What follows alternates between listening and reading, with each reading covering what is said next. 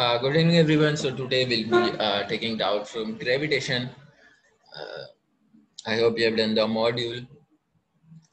Yeah, in case you have not done, please start as soon as possible and finish it as soon as possible because in soon enough you'll have your next TWT or major test, whatever, and this chapter will be coming. And also we have started the next chapter. So yeah, please complete the chapter so you don't lag behind. Otherwise, when other students will be studying the next chapter, you will be doing the doubt of the previous chapter. So please don't do that. Complete it as soon as possible, um, positively before the next class, which will be on the weekends.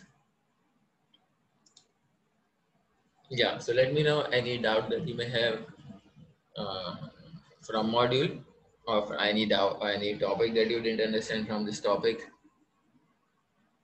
Sir, I have a few doubts in level 2. Yeah, just give me a second. I'll also open the module.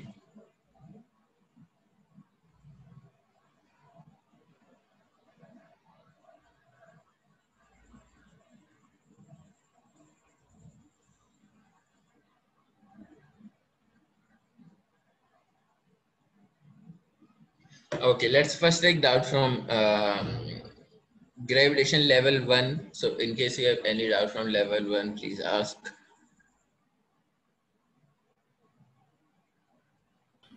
Sir, in question 19 and 20, they have asked that which of the following is densest of all. So, is there a way to find out, or do we have to remember it? So in chemistry, have you studied this thing called ideal gas law? In IGS, we have studied. In IGS, so yeah. Okay, wait. So there is that law. I don't know what is that called, but okay. So first is PV equals to nRT. You have studied this, right? Yes, sir. Okay. Then there is another law. I am not able to recall the name, but it says that yeah, at the so okay. So using this also we can understand that. So at some pressure or at same temperature and same pressure, let's say there are two gases, gas one, gas two. So let's say pressure is same, temperature is same, capital R though same anyways. So for equal volume, they have equal number of moles, right? Yes, sir. Yeah, and number of mole just means number of particles divided by some constant, right? Yes. Number of moles, if you remember, number of moles is just number of particles divided by Avogadro number, right? Yes, sir. So it means for equal volume, the number of particles are equal, irrespective of the gas. For like the temperature and pressure are same. So for equal volume, the number of molecules are also same. So for equal number, so okay. So if we talk about density, density is total mass of the gas upon total volume of the gas. Let's say volume is 1. Let's take volume as 1. So now this will be equal to mass of the gas in 1 meter cube. So in 1 meter cube, the number of molecules are same, right? We know if volume is same, so um, number of number of moles are same. It means number of molecules are same. So for all the gases, if we want to find the density, we just need to find which will have more mass. Sir, sorry, I joined it late. Can you tell me what was the previous 2-3 minutes earlier what you have taught? No, I'm not teaching. I'm just taking doubts. Okay, sir.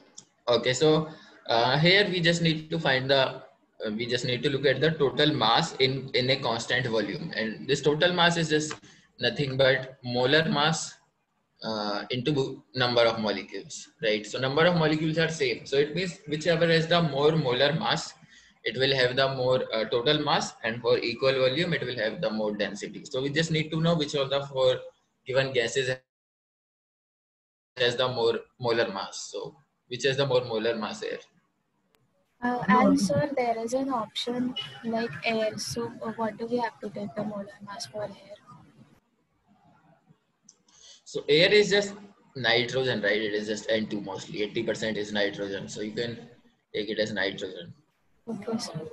Yeah. And sir, Yeah. how So now to which will have the more molar mass out of these four? chlorine? Chlorine, right? It is Cl2. So yeah, chlorine is the answer. So in case you have studied this thing, this becomes a chemistry question now. Only thing is to know the what is density, mass upon volume, and using this you can solve. If you have not studied this thing, which you have not actually in every lecture, so then you can skip it because we won't remember density of everything. And sir, how to solve for solids? Question 19. Yeah, solid you can totally skip. We cannot solve it using any logic that we have done till now. Like even like molar mass is more, sometimes density can be less. So in solid, this thing does not hold this logic. So solid, we don't need to remember density of anything except for water. We don't need to remember density of anything. So 19 and Okay, 20 sir. you can totally skip. If you know ideal gas equation, maybe you can answer 20, but otherwise you can skip both of these. Sir, Yes. level 1 question 12 and 14. 12 stone is dropped from a cliff its speed after it has fallen 400 meters. So this is a doubt from kinematics, right? 12, how can you solve it? We need to find the speed. So if you drop a stone, what is the acceleration of this stone? 9.8. Yeah, it is 9.8. What about the initial velocity?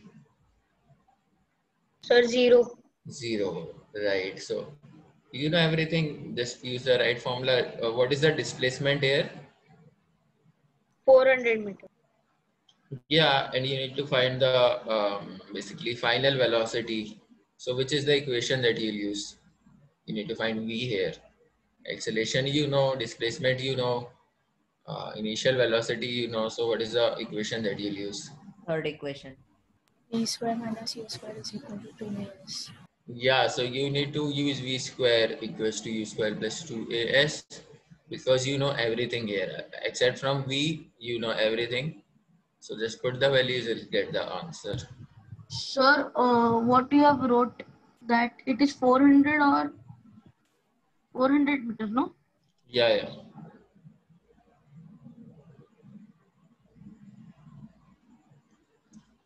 Okay, then we have 14 also, ball is thrown up, attains a maximum height of 100, initial speed. This also we have done in kinematics actually. So if we throw a ball up, we need to find the initial velocity. Okay, we don't know initial.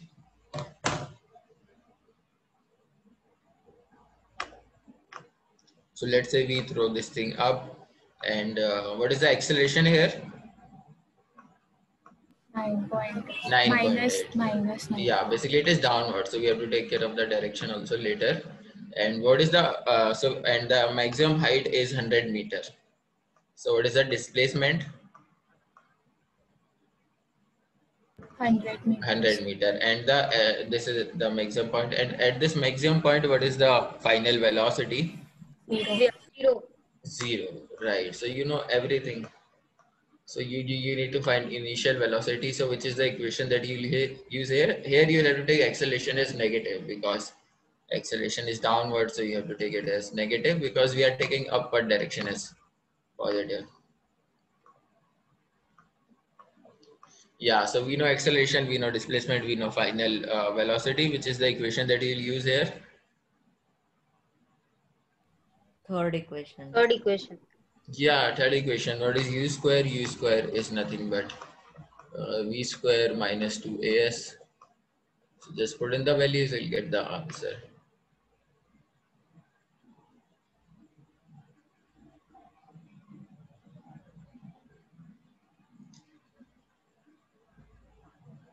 Okay, guys, what else from level 1?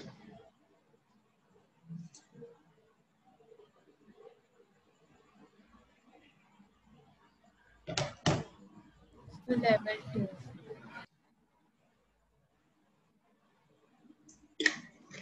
Okay, guys, let's move to level 2. Gaurav, I'll take your doubt later after the module. I'll take the doubt from the concepts. Okay, level 2. Level 2, question 1.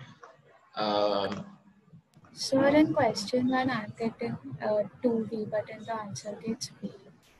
No, it is answer key is right, but the question is totally out of syllabus. You don't need to do question 1. We don't know anything about escape velocity.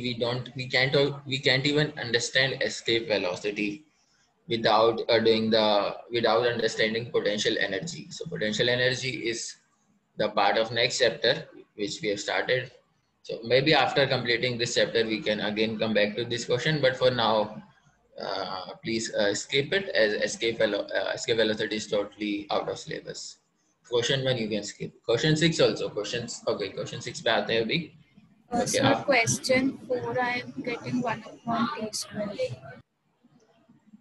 okay, have you done question second? Yes, sir. Okay, question second करते हैं. So we know the acceleration due to gravity is this. Okay, so how did you do question second? Wait. Yeah. Now how can we do the second question? Sir, just substitute 0.99 m and 0.99 r whole square. Yeah. So here the mass becomes 99% of the initial mass. Let's say m dash. This is the new mass. So this is 1% less than the original mass. So it means it is 0.99 m. Similarly, new radius is 1% less, which is 0.99 r. So now we can just put the values in the equation. So let's say the acceleration due to gravity is g dash now, and the value is capital G m dash upon r dash square. So g, what is m dash? It is 0.99 into m upon r dash square. So it will become 0.99 square into r square. So now we can cancel this and we can cancel the power. Gm upon r square, we can write it as g. So this becomes g upon 0.99.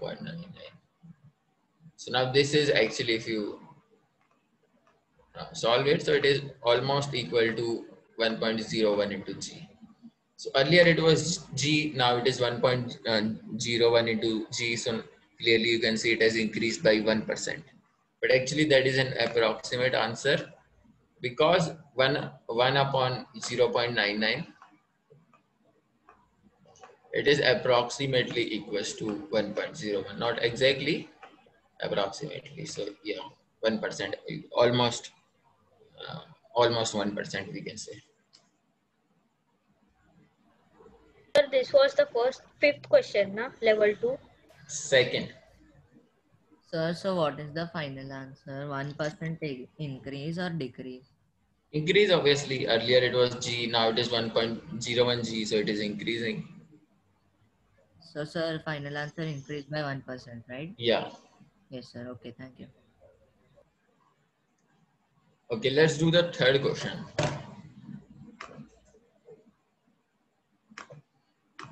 The third question, there is a planet which is spherical, and yeah, it has a satellite. So this radius is given capital R, and there is a satellite which is revolving around the planet. Let's say this is a satellite here, and radius of circular orbit of the satellite is given small r. Okay, and this speed of the satellite is also given. It is v.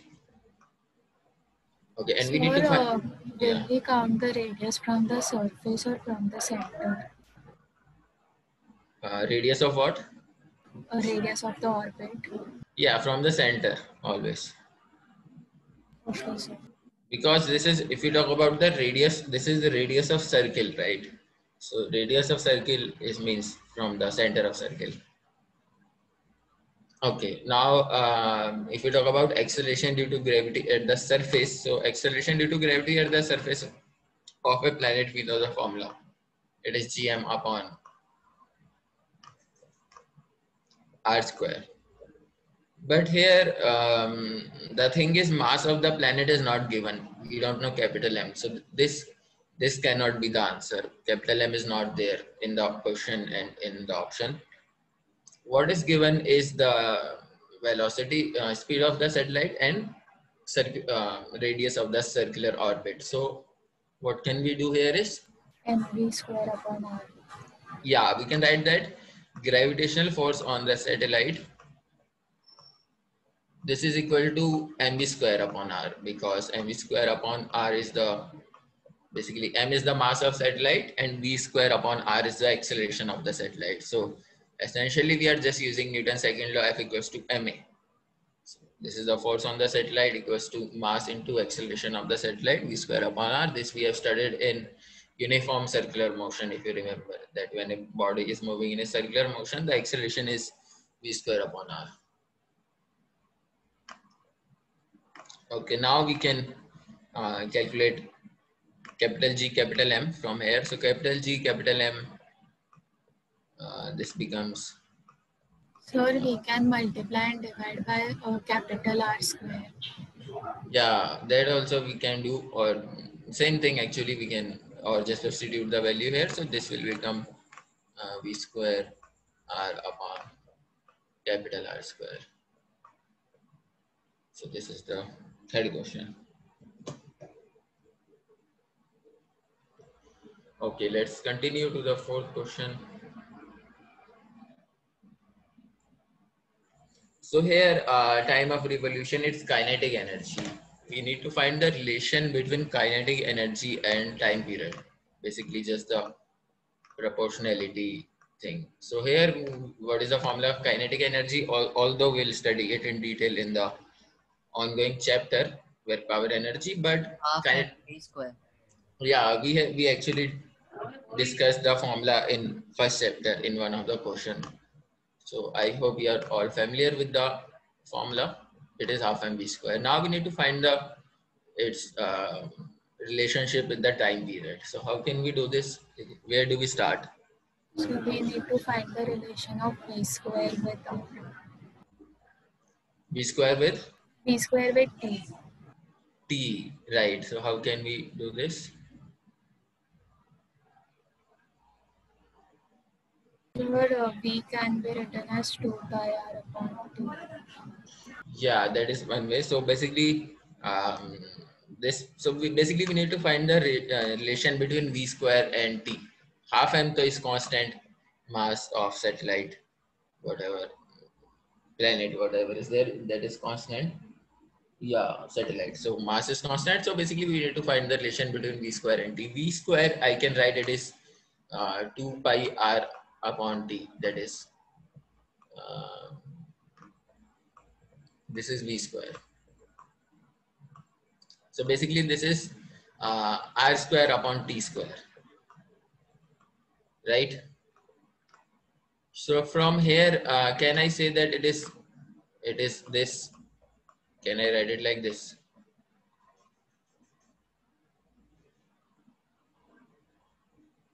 Yes, sir.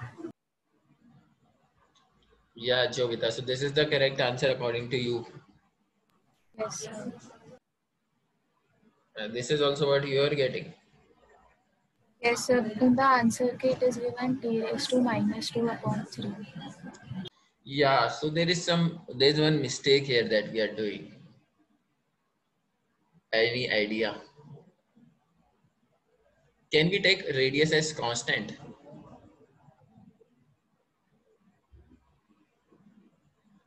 Like, m though we can take constant, definitely mass of the satellite, it won't change. Mass of the satellite does not depend on time period of the satellite, right? Mass and time period, mass is constant with Yes. respect to, but can we say the same thing about radius? No, sir. No, sir. No. What is the basically what is wrong here? Sir, because the orbit might be elliptical. No, that is not the case. It is given it is circular. When they have given time period No, no, that is not the case. What else?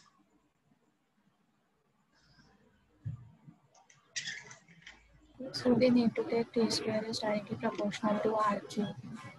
Yes. So R is not actually constant. Radius So, depends on sir, time period. r will vary with t, no? You mean to Kepler's say. third Yeah, law. because Kepler's third law says that R cube is proportional to T square. So R is not constant with respect to T. I cannot write it like this. This is wrong because I cannot take R as constant and ignore it. So I have to find the relationship between R and T also. So here the relationship is between R square. So for R square this will be R square T power. What is the power of T here? 4 upon 3. Yeah, 4 upon 3. So now I can write R square like this. So this thing is proportional to T raised to the power 4 by 3 upon T square. So we need to solve this thing now. So what is the answer that we'll get? Yeah, so we get minus 2 upon 3. Yeah, so T 4 by 3 minus 2, which is T minus 2 by 3, or 1 upon T raised to the power 2 by 3, same thing.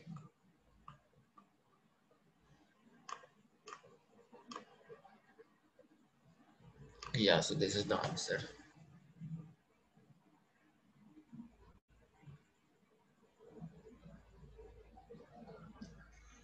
Okay, let's Sir, continue. question number 10.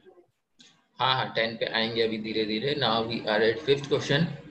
So in fifth question, satellite is launched into circular orbit radius r around the Earth. Second satellite is launched into an orbit of radius 1.01 r. Period of second satellite is longer than of the first by approximately. Okay. So here also t square is directly proportional to r.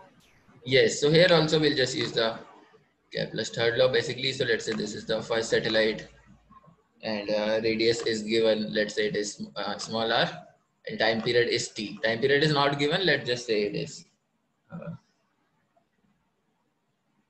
Okay, so this is given capital R actually. Time period, let's assume it is t. Now there is a second satellite. Let's say here. So its radius is little more than the first satellite. Its radius is 1.01 into r. Okay, and if you talk about the time period, so obviously time period will be more because Kepler's third law. Kepler's third law says that t square is proportional to r cube. So if radius is more, then time period will also be more, but we need to find the exact value, like how much it is more than the first satellite. So let's say it is t2. So I can write that t2 square upon t square. This will be equal to the 1.01 r whole cube upon r cube. Right? We did a similar question in the class where we use this thing. The value were different, but yeah, ratio of t square is equal to ratio of r cube. So now we just need to solve this. So 1.01 r cube, so it will become 1.01 cube. R cube will get cancelled both the sides, so it will become 1.01 cube.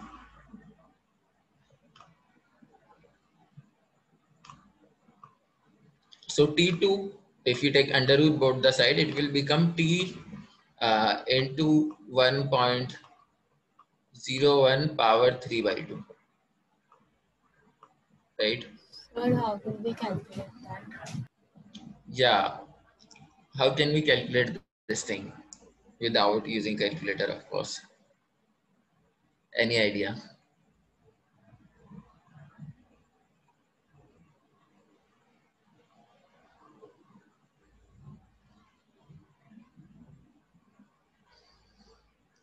Actually, I taught this concept in class, I think. Not in class, but I think in doubt class. Okay, so basically we can use something called binomial approximation. What is binomial approximation? It is 1 plus x raised to the power n. This is equal to 1 plus n into x. And this is valid when x is like close to 0. It is almost 0. Then we can use this thing. So here I need to calculate this value 1.01 whole cube. So I can write it like this.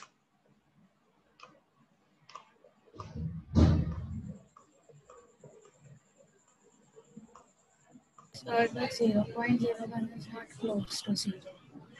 It is close to 0. Well, it is 0.01, right? 0.01 is very small, right? It is 1 upon 100. So it is close to 0 Yes, only. sir, but normally we consider like many zeros, no? Yeah, so it depends. So basically this is an approximation. So if x is very, very small, the approximation becomes nearer to the actual value. If x is increasing, so this approximation gives it has more and more errors. So for this x, which is not very large also, we can approximate it to this with good enough accuracy. It is not 100% accurate definitely, but it is fine. This is a good approximation. So this will become 1 plus n. What is n here? 3 by 2 into x, which is 0.01. So this thing is 1.015.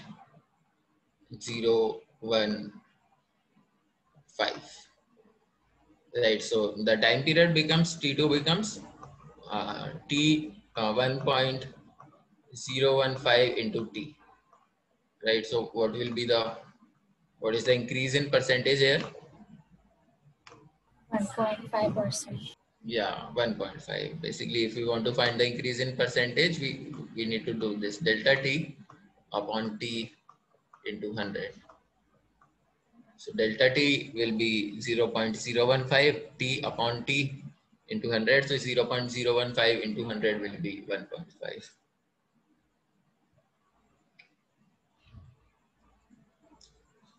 Yeah, otherwise, I don't think without using this approach. So this is an approximate answer actually. Sudarshan is saying, can you explain fourth problem? Sudarshan, we have already done the fourth problem.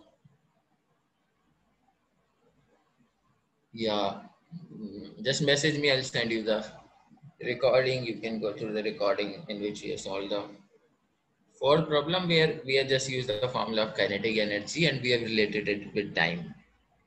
So for that we used formula of speed, which is 2 pi r upon t, right? Speed is total distance upon total time. So when a body is orbiting in a circle, speed will become 2 pi r upon t. So there we got t and r. So, and using Kepler's third law, we also had written r in terms of t. So now we just found it. Okay, okay, sixth question.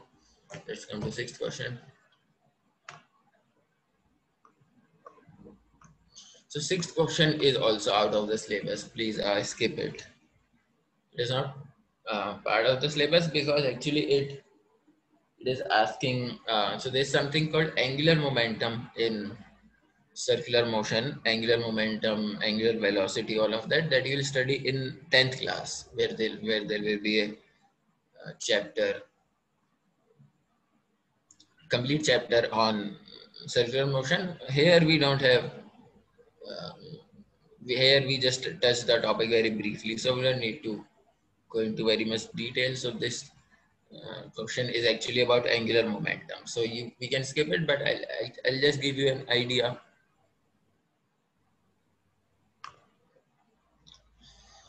So in the class, what we did was, so basically here or I'll just explain the question. So orbital is, this orbit is elliptical and there is a sun at the focus.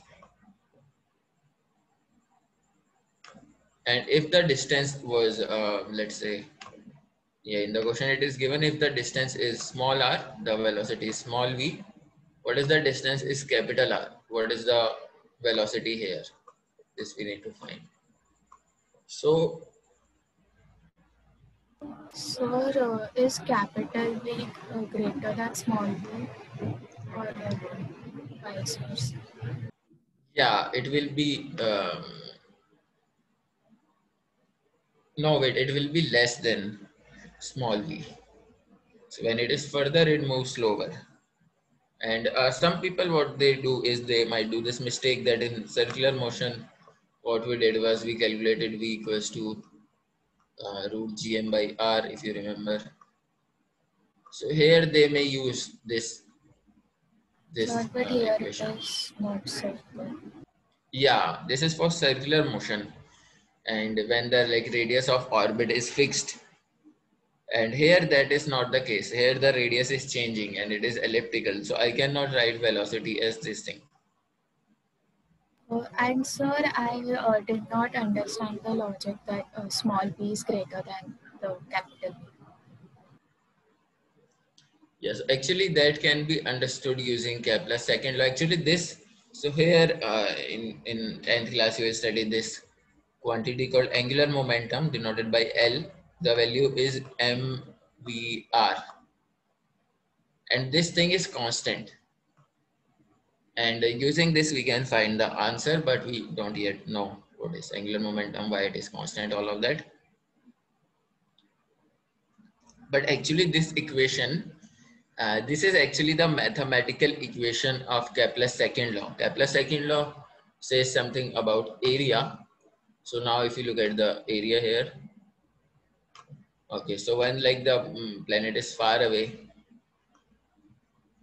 so let's say this is the area discovering.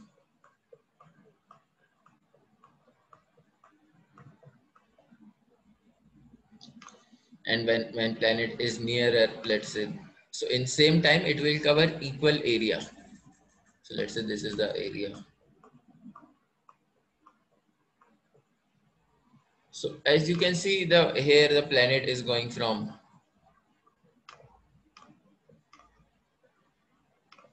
let's say this is A,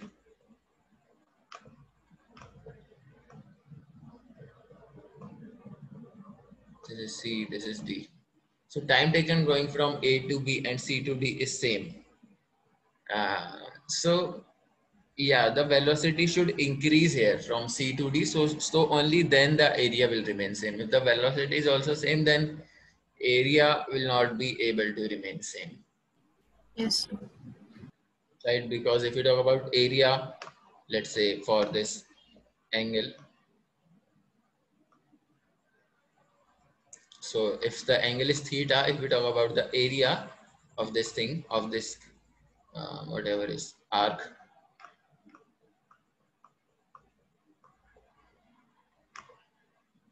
so area is Theta given by, upon 365 r square. yeah, theta upon 360 r square. Yeah, or we can just take theta in radian. Yeah, we can take theta in angle here and it will be theta upon 360 r square. No, wait, into pi also. Sir, pi Yeah, r yeah. square. So this is the area. As you can see, if the radius is more, the area will be more, right? So here the radius is more. In from A to B, the radius is more. So for same time, the area will be more unless the theta is large. So uh, if the radius is less, the theta must be large to compensate that. So from C to D, the radius is less, so theta should be more. So if theta is more, it means like I don't want to show you the exact calculation, but yeah, if theta is more, it will also cover more distance. And if we talk about this distance, so this basically arc length, so theta into r, right? So I can write it like this.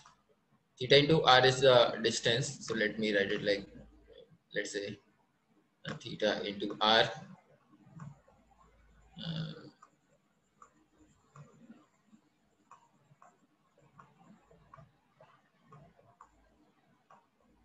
okay, so from A to B, radius is more, right? So theta into r must be less. Similarly, from C to D, the radius is less, so theta into r must be more. So it means theta into r is the distance. So distance is more from C to D. It means the speed, speed is also more from C to D. So yeah.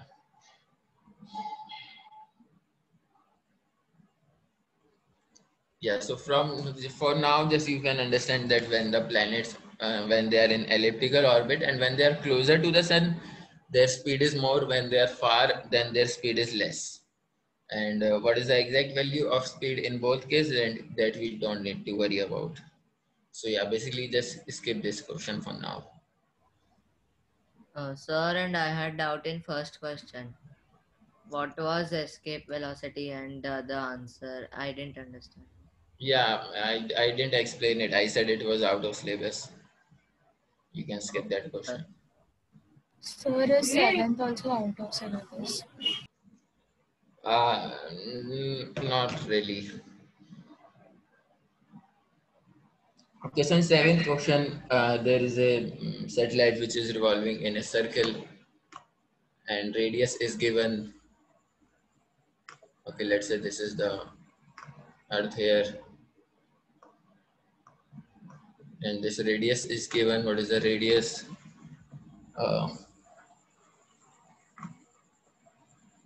R, and we need to find the which of the following statement is incorrect. So what we can first is kinetic energy varies as 1 by r. So we know kinetic energy, we can find that kinetic energy is half mv square, and v square we calculated it in the class, half mv square. So this will be half, or what you can do is you can just use the this thing g capital M small m upon r square. This is equal to mv square upon r. So this r will get cancelled. As you can see, mv square is gmm upon r. So half mv square will become capital G capital M small n upon r. So as you can see, it is inversely proportional to r. So A option is right. It is correct. So it is not the right option. Now basically the question is find the statement which is incorrect. So statement 1 is correct. So it cannot be the right answer. So let's move to statement B. Sir, please explain that formula again. What did? This we have done it in the class. Like we are just saying F equals to ma, force on the satellite, which is a gravitational force, is equals to mass of the satellite into acceleration of the satellite. What is the acceleration? In a uniform circular motion, it is v square upon r. So we can equate these two. We have also done it when deriving Kepler's third law, if you go through the slide. So yeah, r and power will get cancelled. So mv square is g capital M small m upon r. We just divide both the side by 2. So half mv square will become g capital M small m upon r. So as you can see, it is inversely proportional to r. So statement 1 is right. Now let's move to statement 2. It is something about angular momentum. We don't know angular momentum. So let's move to the next statement. Basically, there is only one correct answer. So we'll check C and D. If any of them is incorrect, that will be the right answer. If both of them are correct, then B has to be the right answer, right? So even though we don't understand angular momentum, we can still answer the question. Okay, the C option is about linear momentum. So if you talk about linear momentum, we know it is mv. Sir, are they talking about the magnitude of linear momentum? Yeah, they just they just want to find out the relationship between linear momentum and radius. Sir. Yeah, and No, yeah, sir, because linear momentum will change continuously, no, because velocity is changing. yeah, they are asking about the magnitude only. Okay, so mass into velocity. What is velocity here? We can calculate it as root g capital M small m upon r. So as you can see here, mass is constant for satellite and the planet. So if we talk about radius, it depends on this thing. So yeah, C is also right. Now let's move to D option. D is about frequency. What is frequency?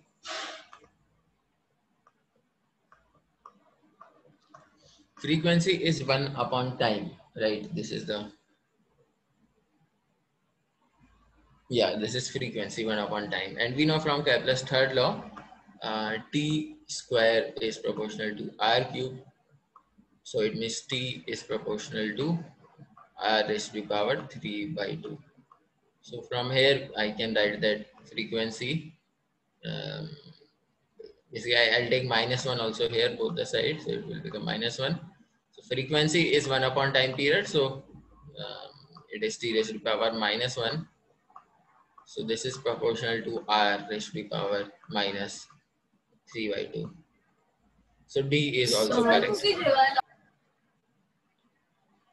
Yeah, so this is, sir, Kepler uses third law only for planets. So, like, how can they apply for satellites? no, it is for satellites also. It is for any body which is revolving around other larger body. In question also, we did a question on satellite using Kepler's third law, so it is also valid on satellites. Yeah, because in the module, in the statement, it is given planet. Yeah, it is. Thus, when Kepler gave the laws, he was giving the laws for planet, but the basically it is also true for satellite because all the physical laws are same. Gravitation, force of gravitation, all the formulas are same. So the laws are also valid for satellite. But at that time, no one knew about satellite, that we will be launching satellite in space after 200 years. So when Kepler gave the laws, he said about planet, but they also apply on satellites. Okay, sir. Sir, question number 10. हाँ 10 पे आते हैं.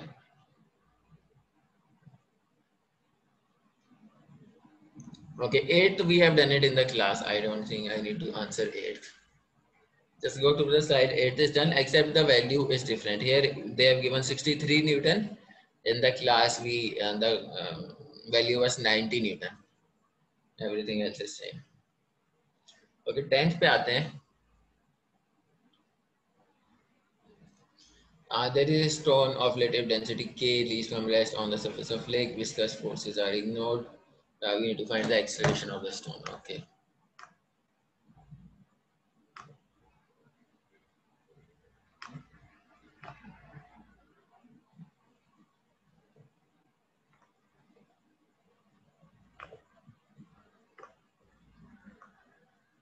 Okay, so let's say this is the lake here, and if we drop a stone inside from rest, so it will go inside, and we need to find the acceleration of the stone. How can we?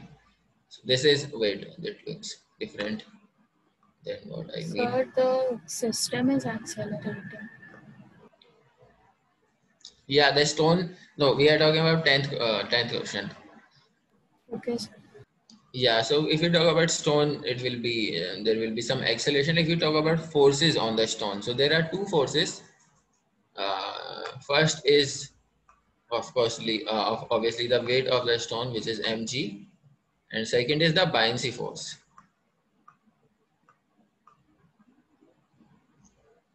So what is the okay? What is given? Density is given k. Okay, let's say the volume of the stone is v. Okay, so if you talk about the weight mg, so weight mg will become density of the stone. Let's say the density of the stone is d.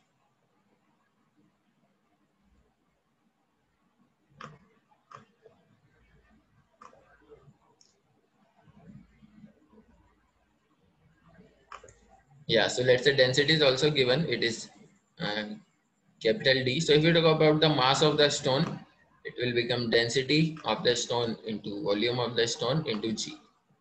So this is the downward force. If you talk about the buoyancy force, this is the weight. If we talk about buoyancy force, this is equal to weight of the fluid displaced by the body. So here we need to take the density of the water. If you remember the formula also of buoyancy force, it is equal to density of liquid, which is, 1000 for water, 10 to the power 3, into volume of the water displaced. So the stone is completely inside the water. So volume of water displaced is equal to volume of stone.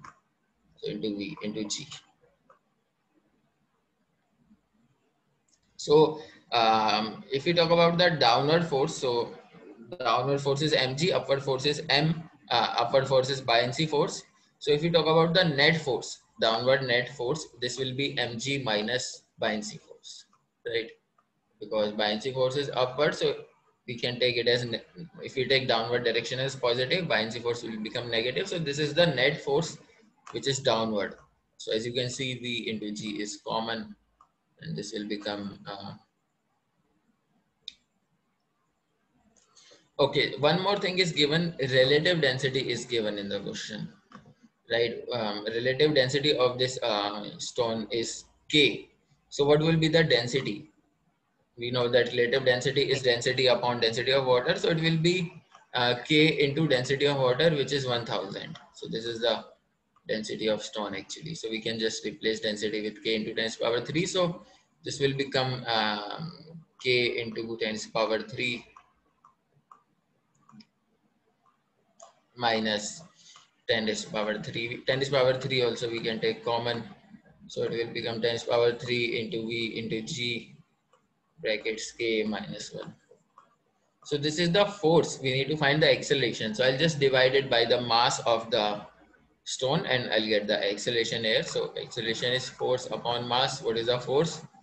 It is 10 raised to the power 3 into V into G K minus 1.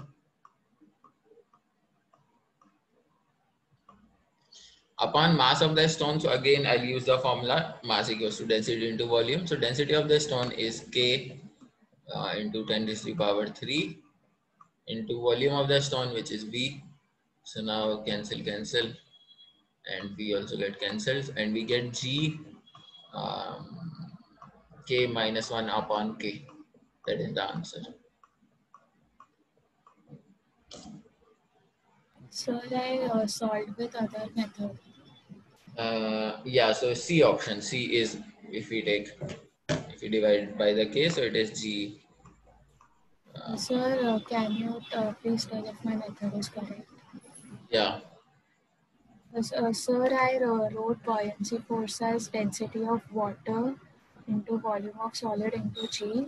Then I substituted volume of solid as mass of solid upon the density of solid.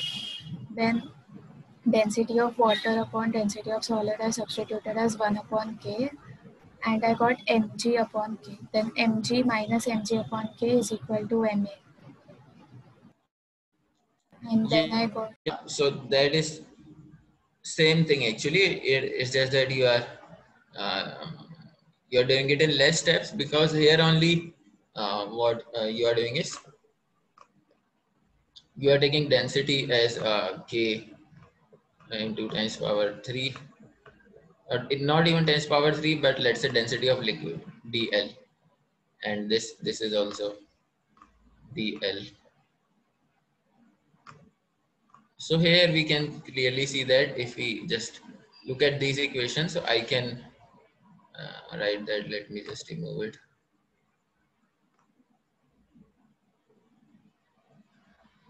So I can write that this buoyancy force is equal to weight upon K, right? We can clearly see that. So yeah, that's what you're doing, and then total. So this is or mg upon K. So if we talk about the force now, so net force is mg minus buoyancy force. So net force is mg minus mg by K. yes sir, I did this way. Yeah, equals to ma. So yeah, we also, so this is relatively quicker, but yeah, same, conceptually both are same. Sir, can we appear for NSCJS next year? Yeah, you can appear this year also, next year Sir, also. No, next sir, year this the year I age, know. so next year age limit will not fit. Yeah, so it depends on you. So age limit is 15. So if you are 15 or less, that then it is fine. No sir, it is 14. No, it is 15, I think. So Yes, because sir. For this year, it is still this year it is to 1st January 2006 to December 2007. What?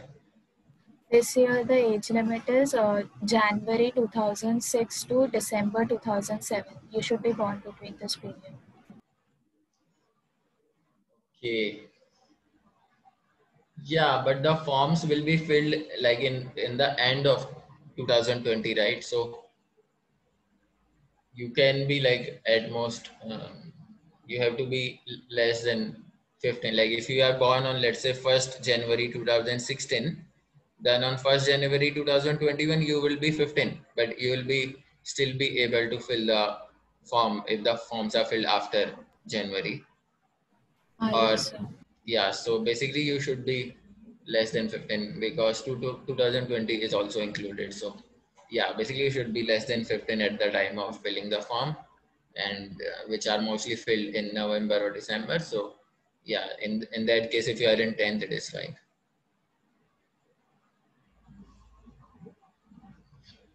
Okay, what else? Sir, I have a doubt in subjective question. Okay, which one?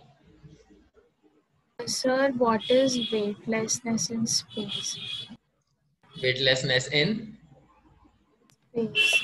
So, sir, it is because there is no gravitational force, but I like read a similar question, I mean a concept, and I did not understand that. Sorry, Okay, so let's say this is the Earth. And let's say there is a not the perfect Earth. yes, sir, I found that statement. Yeah, so basically, let's say there is this Earth here, and let's say a satellite is revolving around Earth. So if we talk about this satellite, so it is revolving in a circle, right? And it is revolving in a circle because of gravitation force, which is providing the necessary centripetal force to move in a circle. Yes, sir. So if there is someone inside the satellite, now this person is moving in a circle around the Earth, right? But if we talk about the force between the let's say this is inside the satellite is like this. Let's say this satellite is like this. So inside the satellite, this person, um, there is no force between the satellite and this person. The satellite, the mass of satellite is very less compared to mass of the Earth. So unlike Earth, which is basically pulling us downward, satellite is not actually pulling this person downward. So this person will just float inside the satellite. Yes, sir.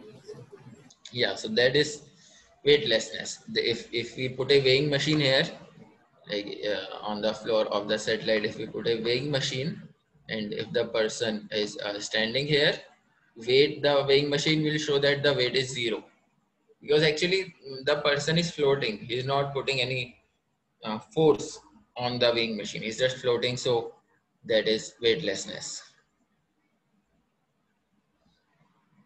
And sir, there is this statement in the reference frame of the spaceship. Every part of the spaceship is subject to the same force, and this is equivalent to a free fall. Sir, I did not understand the statement.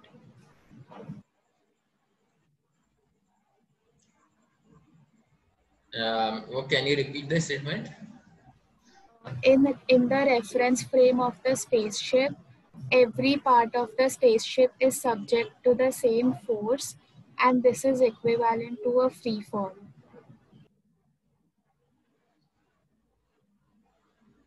Okay. So free fall, you understand free fall, right?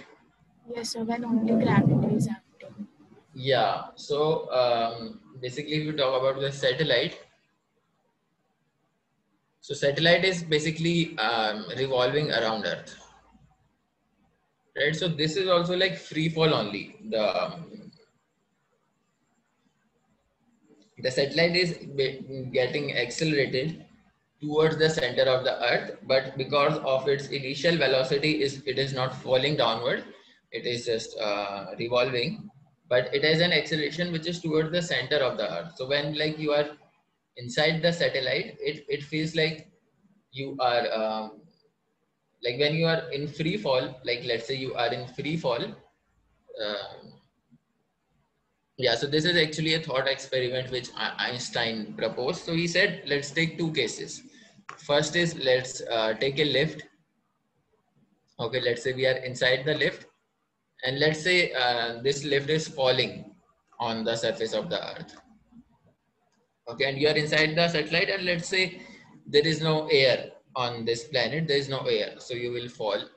And let's take other this is the first case, and let's take another case in which you are inside the satellite, and now this satellite is just, it is floating in space. There is no force anywhere on this satellite, right? So in actually both the cases, you won't know the difference. If you are inside the inside this, let's say lift, if let's say you cannot see the outside, you don't have any windows, you won't be able to know if you are just floating in space or you are actually falling downward, because what you can see is you can just see the lift, and with respect to the lift, you are floating. There's no relative acceleration between the person and the lift. So inside the lift, you won't ever know if you are falling, or if the lift is falling on the earth, or if the lift is just floating in space. So it is like that. When the this satellite is revolving around the planet, it is like this case. Like every part of the satellite is moving with constant acceleration. So if there is any person inside the satellite, he's also moving with constant acceleration. So it is like free fall. The person won't know if it is because there is no relative acceleration between the person and the lift. And sir, I had a few doubts from another book. So should I ask those in the next out lecture? Yeah, from which topic? From gravitation. Yeah, you can ask now also, if they are not very long doubts. Yes, actually, sir, there are like many doubts. So today they won't be completed. Okay, okay, yeah. So you can like ask them together so that you also. Okay, yeah, so we can discuss it in the next doubt class then. Okay, guys. Any other student who has any doubt, please feel free. Only 5 students are there. The recording on Yeah, yeah. the. Just message me on my WhatsApp Yeah, personal. I messaged you earlier, sir. Like I was the one who asked that whether you are going to discuss gravitation and. Okay, okay. Yeah, I'll send you the recording. Yes, sir. Thank you, sir. Yeah. Please. Okay, Gaurav has left.